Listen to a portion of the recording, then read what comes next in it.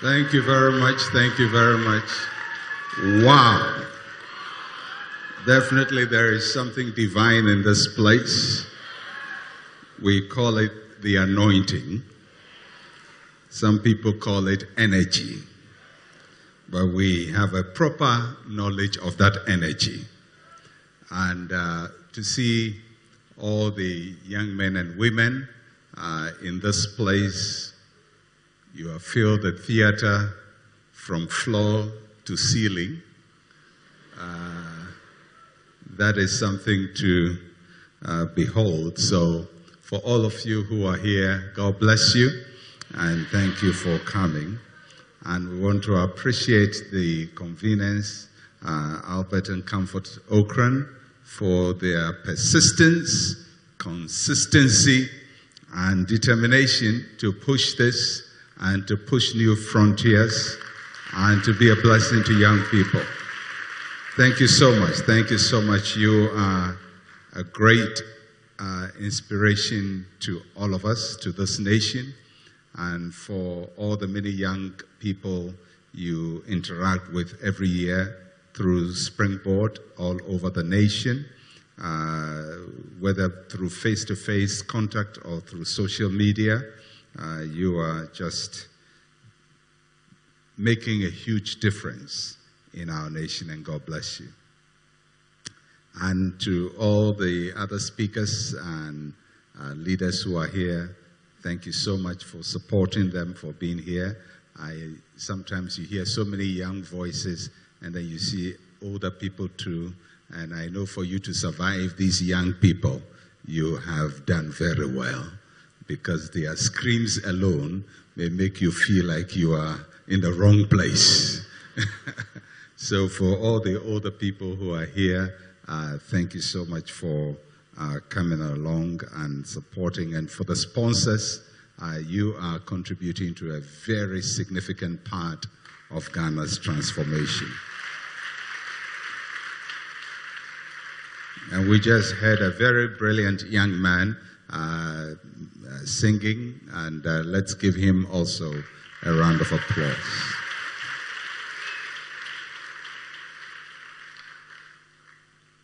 Everything about life, everything we do in life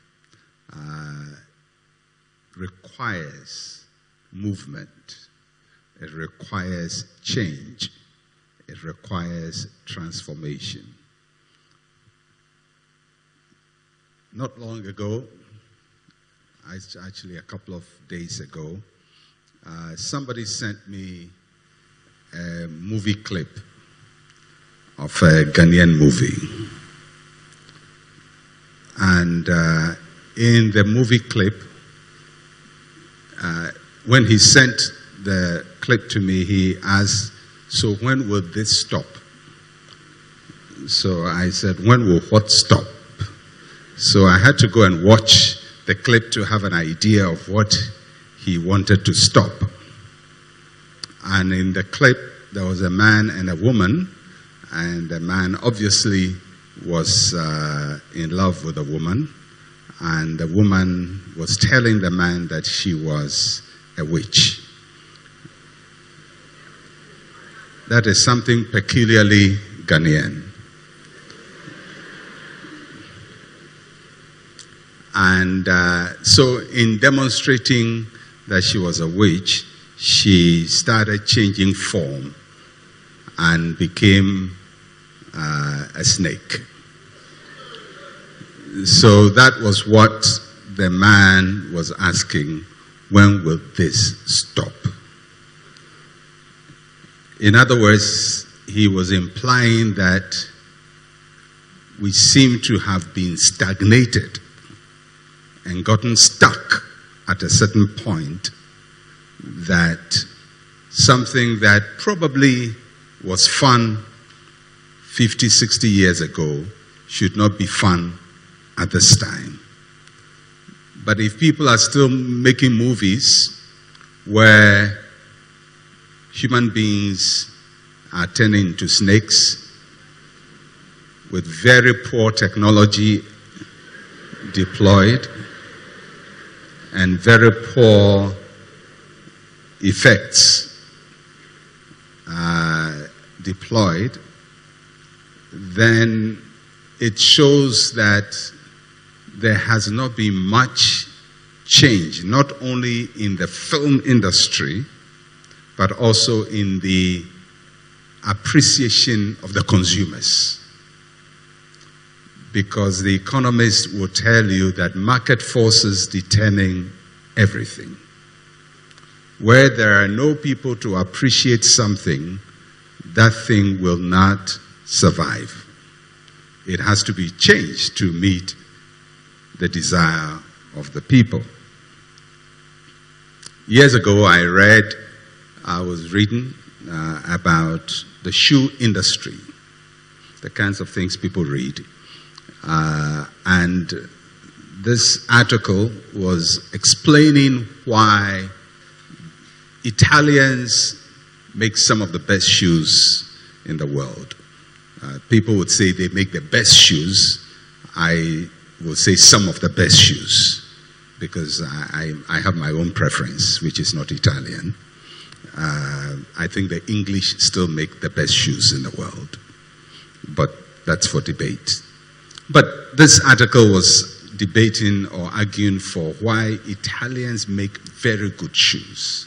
So normally when we say somebody has a good shoe, we qualify it by saying it's Italian shoe. I'm yet to hear somebody saying somebody has a good shoe and it's a Ghanaian shoe.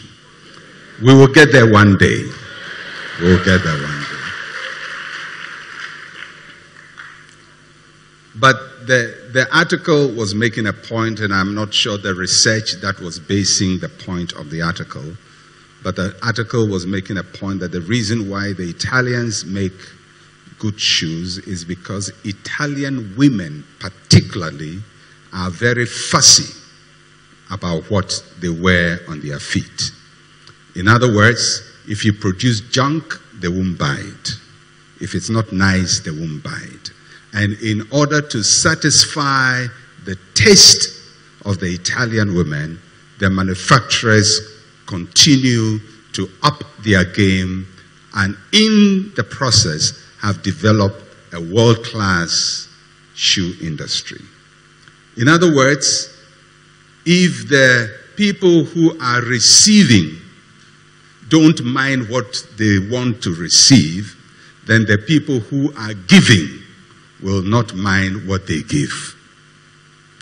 So when you see cheap quality in Ghana, it also means that the expectation of the people is cheap.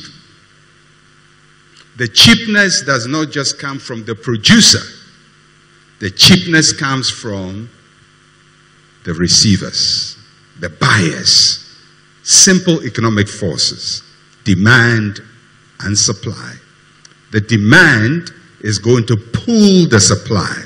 So if we demand movies where low technology and bad effects are used to diminish a human being into a snake, and we consider it as nice, then the people who make those movies will continue to make those movies forever and forever.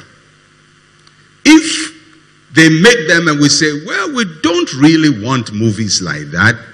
We think we want something better and better stories and so on and so forth. Then the people in the industry will begin to up their game.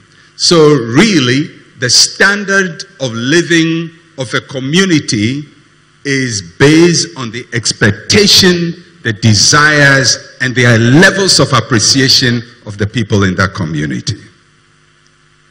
So if, for example, we complain that prophets, these days prophets are always talking about death, and why are the prophets talking about death? And I don't appreciate that much. But if they continue to do it, and more people are entering into that enterprise, it means there is a market.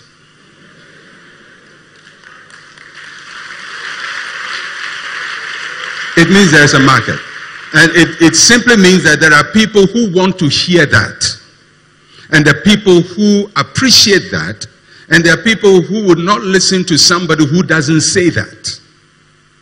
So there are people who will go to church and want the pastor to tell them either they are a witch or somebody else close to them is a witch. And if neither of those pronouncements are made, they will consider the church as not powerful enough because their taste and expectation requires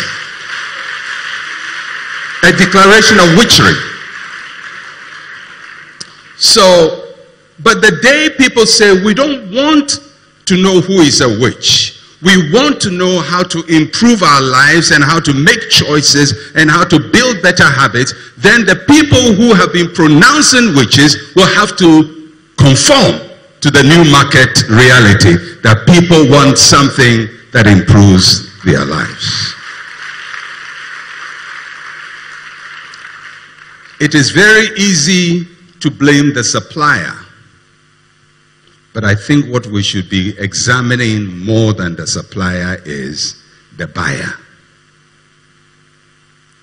So, look at the things you listen to.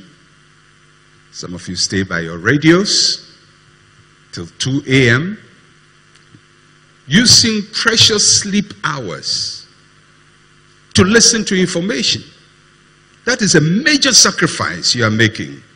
And a major investment you are making, but what are you listening to? What voice are you listening to? What information are you listening to? What have you prioritized as more valuable than your precious sleep? So if somebody stays up till 2 a.m. and is listening to somebody telling who is a witch and who is not a witch, they are telling you that their comfort and the sacrifice of their own comfort is equal to the message they are listening to. If you stay up night and listen to radio and listen to people talking about sex and so on and so forth, you are saying that this is your priority. I don't know if you are broke whether sex is important for you.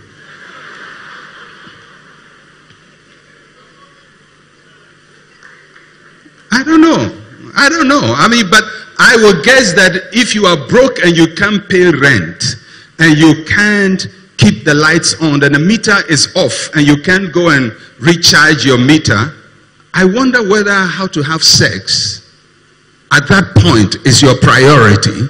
And if you are going to sacrifice sleep, I wonder if that is how you should invest the sacrifice you are making to listen to somebody talking about sex. If that is it, then I think your own sense of priority is severely handicapped.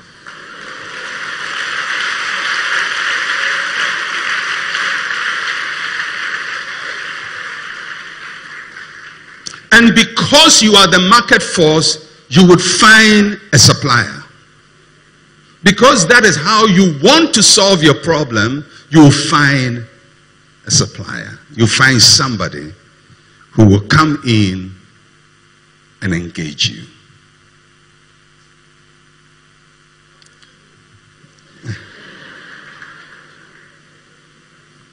One of the reasons why our society has progressed at a painfully slow pace is because largely our tastes, our desires, our expectations remain the same. They remain the same. So you don't need to work hard to please a Ghanaian. You don't need to work, you don't need to put in effort, because effortless activity easily satisfies us. Without anybody putting in effort, they can be very successful in this country. Because here we proclaim people as renowned. Read the newspapers. Everybody is renowned. Everybody is international. Everybody is given a high-sounding superlative. And sometimes it is attributed to somebody who has achieved remarkably little.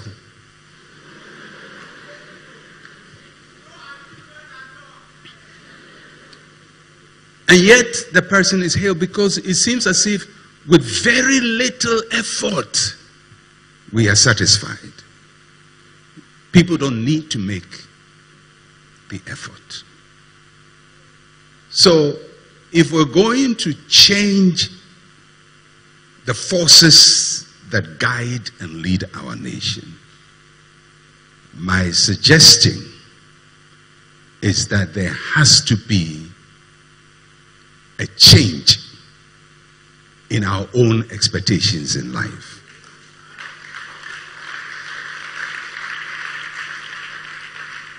But that is not easy. Because when you have been something for a very long time, it's difficult to determine you won't be it. Because most times you don't even know you are it. So how do you know that what you are is wrong?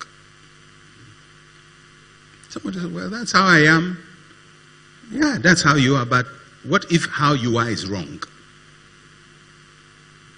Just because you like how you are doesn't mean it's right.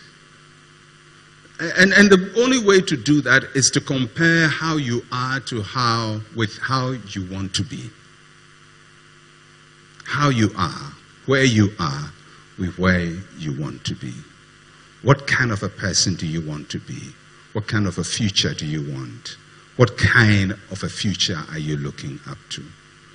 When we are able individually, and it may not be a big mass revolution, but it will start from individuals beginning to be more intentional about what they want in life. So, for example, if I live in a compound house and I earn maybe 600 cedis a month and I'm paying 150 cedis a month for rent, and I'm buying electricity, and I'm paying for water, and I have a wife, fortunately or unfortunately, and I have 2 kids. And I can't survive on my salary. And life is whipping me badly. And I need to move from that kind of lifestyle. How am I going to move from that kind of lifestyle? Something has to change. But where is the change going to come from? Well, I mean, you can try a change of the bigger thing, change of government.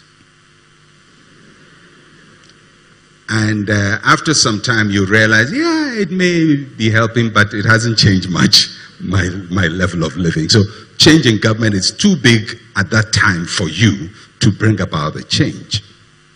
So you may say, well, I want to change my family. Well, you're stuck with your father and your mother and your brothers and your sister. You can't change them.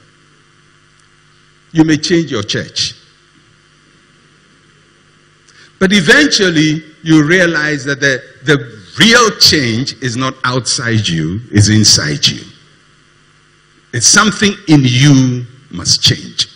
Something about you must change. When people want to change things about themselves, one of the first things they want to do is to learn something different. Second, associate with people who model the things you want to become. So, if I want to change, and I'm living in that compound house, I'm going to start changing my knowledge basis. What I know. Now, where do I get what I know from? Now, most of us get what we know from school. You go to school, you learn ABC subject. But after you come out from school, you're still learning. Only that you are learning without knowing you are learning. And how do you learn? Where is your sources of information? Your sources of information is not coming from a textbook. Most likely, in Ghana now, it's coming from radio. Almost every time when I'm walking or jogging, I'll hear somebody with radio turn on very loud. They're listening to something or the other. And somebody talking, assuming the person knows what he's talking about. But at that point, he's your teacher. He's your teacher. Whether you, for better or for worse, he's your teacher. And if he's polluting you, he's doing it fully, freely, with full vigor. He's polluting you. So you're getting from radio, you're getting from TV, you're getting from newspapers, and whose opinion you're listening to, and so on and so forth. And if you go to church, you're getting it from your pastor and other sources. These are the passive knowledge you are getting. Then if you are a very active person, maybe you buy a book here, or you go to a workshop, you come to Springboard or a place like this and listen to Albert Ocran and Comfort. Now, what are they doing? What are all of these people doing? They are giving you knowledge. Now, some of the knowledge they give you, that people give you, takes you back. Some of the knowledge keeps you where you are, and some of the knowledge has the component to help you move from where you are to where you ought to be. My suggestion is, if you want to have change in your life, you have to examine the sources of your information. Don't be passive about that. Be active about that. So it means, for example, that if I'm going to listen to radio, which I don't listen to much, I have to be selective. If I have 30 minutes to listen to radio, I have to choose what program I'm going to listen to. If there is a radio presenter I need to listen to, I have to choose that I have 30 minutes today to grant to radio. This is the person I want to listen to, because he or she is going to say something that will help me move me from where I am to where I ought to be. I can't just keep the radio blaring and passively and subliminally feeding me with self-defeating and self-sabotaging information, because that will not help me get to where I want to be. Because listen to me, when you have the radio on or the TV on and you're just moving around the house and you say, well, I'm not spending time to listen, you are listening. In fact, that is the most dangerous listening. Because at that time, all your filter gates are open, because you are not consciously examining what you are hearing. Things will feed into your mind that you didn't even pay attention to when it was coming into your mind. You have to be very intentional, very deliberate, and very specific about where your information comes from. Now, if I have 30 minutes to read in the morning, because, in life you can't spend too many hours doing too many things. Life is hard. You have to go and look for money. Go and work. And for some people, it is maybe digging or farming or repairing something, and you're spending a lot, or selling something on your head. It takes a lot of effort to do those things. So the 30 minutes you have has to be quality. The 15 minutes you give to somebody has to be quality. So if I have to read, I have to choose where I get my reading information from for my 30 minutes of reading. If I have to go to church, I have to be intentional about my church, because I have to say, well, this is where I need to go to, and I think going to this church, I'm going to hear something that will empower me to get to where I'm going to. And you have to walk to get to that place, and get that information. Because the knowledge you require to transform you is knowledge you must be ready to invest in. You must pay for that knowledge. And I don't mean necessarily pay for it with money. You pay for it with your time. You pay for it with your attention. You pay for it with your emotion, because these are all exchanges you are making in order to acquire knowledge. It is when you have been able to transform yourself that you will realize your market will also change. Have you noticed that sometimes you may be friends with some people, you sit around, you have a certain conversation, and then after some time, a year or two, you go there and the same thing is taking place and you don't want to be in that group again? Now, what happened? Did the people change? No. Did the conversation change? No. Your market changed. You had a higher appreciation. You had a deeper desire. Now you wanted to sit around people who are talking about how to create $1 billion in a year, which is a very, very good conversation. I don't know about you, but I want to sit around people who are talking about $1 billion a year. Not people who are talking about which girl to chase and which girl not to. That's expenses. You have to think about people who will help you to create wealth, not expend your money. Or the new bar in town. Listen, when you are broke, you don't need your mind playing games on you. Your mind must be clear because the choices before you are serious. Now you get drunk, you are broke, and then you get drunk on top of it. Now your brain is not also functioning well in addition to your poverty. And then a girl comes with pregnancy. Do you love yourself or what? If you hate everybody, at least love yourself. Love yourself. Make choices that makes your life better. Not worsen your problem. Not takes you from bad to worse to worse to worse. So now you sit around people and you start talking.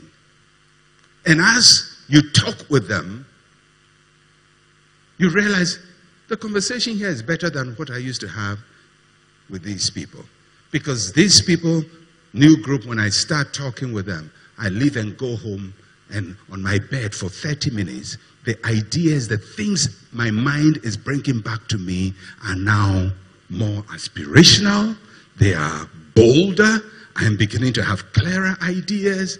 And not only am I getting clearer ideas, I'm actually beginning to find a pathway. I'm beginning to see a process. I'm beginning to see my way forward. Now, how is all that happening? It's happening because your taste has changed and you are in a different market. You're in a different market.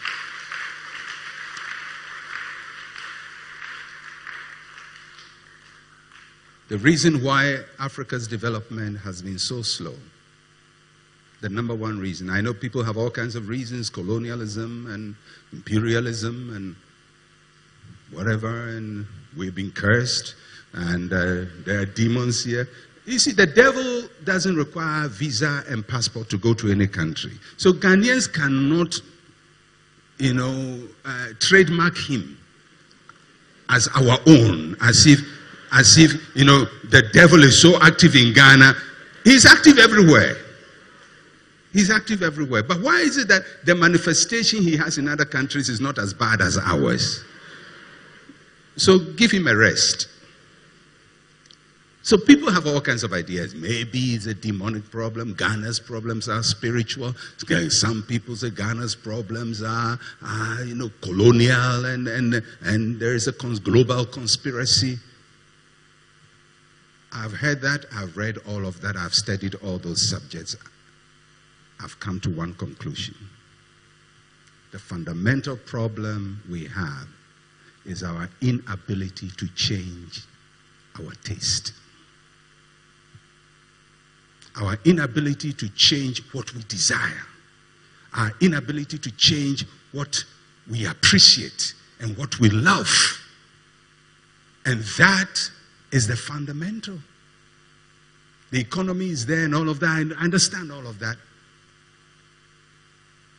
But you see, if you don't change that fundamental appetite in you, you will attract the same market over and over and over and over.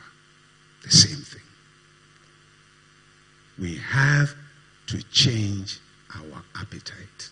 And when I say appetite, I don't mean, the food you eat. I got into trouble talking about fufu the other time. I won't try it again this time. Because I know people have very serious passion, as if you drop atomic bomb in the country, talking about their precious carbohydrate. That's fine. I'm not going to touch it. Eat all you want. When I talk about your taste, I'm not talking about necessarily food. I'm talking about why is it that that person would make the movie for a human being to diminish into a snake? Because there is a market for it. Why? Because people have taste for it. Why would somebody come to you always and tell you this is going to die and that is going to die, that is going to die, and people still follow them? Because there is a market for it. People have a taste for it. Until the taste changes, the suppliers will not change. And the supply will not change. The biggest transformation that we need is beyond the macro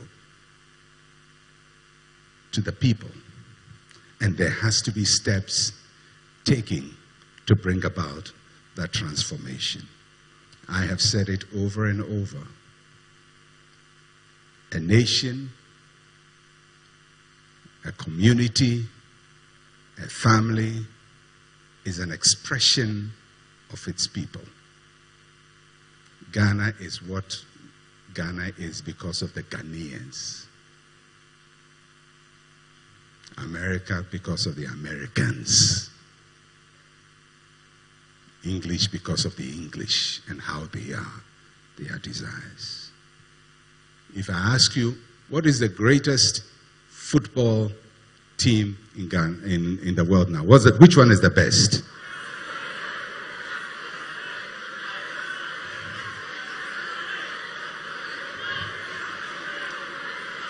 Okay.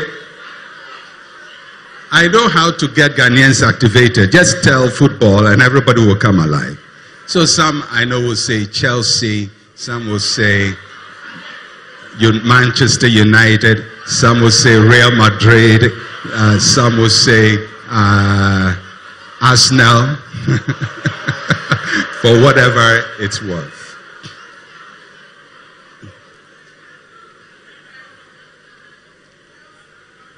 You can decide. Maybe it's Chelsea, maybe it's United, maybe it's City, maybe it's Liverpool, maybe it's Spurs, whatever it is. But all the answer is wrong. Because if we move all the players in Manchester City or Real Madrid or Chelsea, move all of them and come and pick 11 players from here, they will still be Chelsea, they will still be United. But you'll be a miserable lot. So it's not really the team. It's the people. It's the people. It's the players. You can wear Chelsea jersey. It won't make any difference to you. Some of you, I look at you. If you wear Chelsea jersey, the world will rebel against you. But wearing a jersey of a team is not going to change much the fortunes of the team. My team in the English Premier, and really I don't like English Premier. I'm a Ghanaian. I like Accra as a folk. Until the bones are rotting. Yes, sir.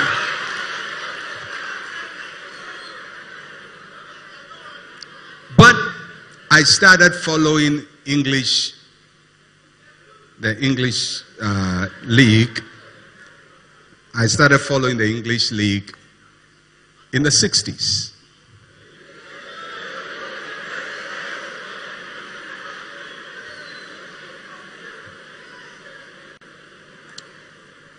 And at that time, the big teams were Stoke City, Aston Villa, and so on. And Aston Villa became my team. I'm still a Villa supporter. The same team. But we have suffered. We have suffered. We go up, we come down. Then when we come down, we go 2 down. Then we come 1 up, up, up. And then down, down, down, down. But you know, that's my team. The point I'm making, they used to be a champion team. They are now relegated. I still support them. What changed? The name is still there. It's still called Aston Villa. Stoke City is still called Stoke City. But now people are talking about Chelsea. It's the people, the players. They make the team. It's not the team that makes itself. It's the people. And if the people can self-transform, then the team will be a great team. If even Ghana doesn't change, you must change.